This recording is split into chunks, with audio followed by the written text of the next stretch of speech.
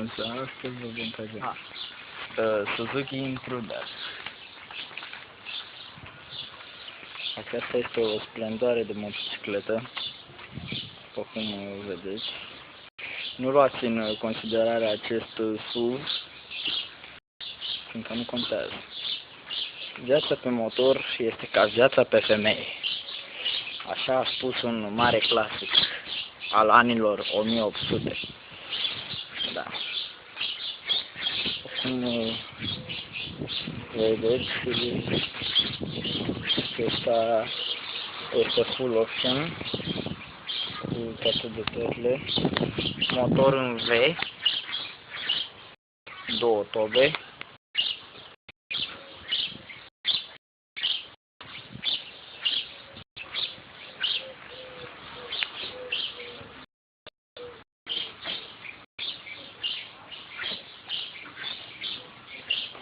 În bord, dar prinde această viteză în mai puțin de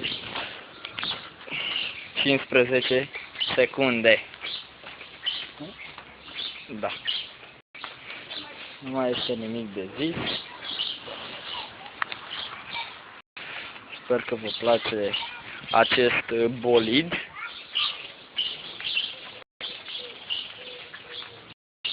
Nu am cheile să vi-l pornesc, din păcate, dar cu altă ocazie se va face și acest lucru.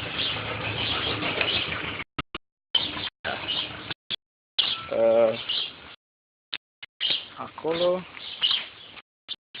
aceasta este faimoasa mea fântână, iar aici îl vedem pe mătușa mea, sora lui tata, și aici pe nepotul meu, Iosif.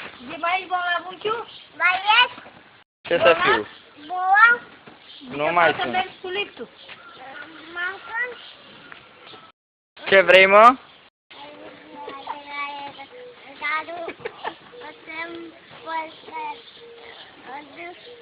Ce vorbești, mă, acolo? Din japoneza.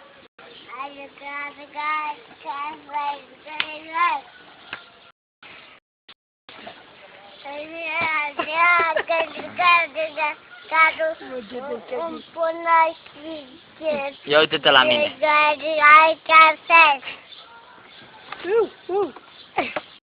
Nu da așa. O? Ia de cum face litul și cum sun la ușa la fizic. Ia spune cum zice. Alo? Alo? Ești unchiule acasă? Ești? A venit nepotul? Tău? Iosif, cum îi zici? Zici? Neinteresant. Da, ce spune?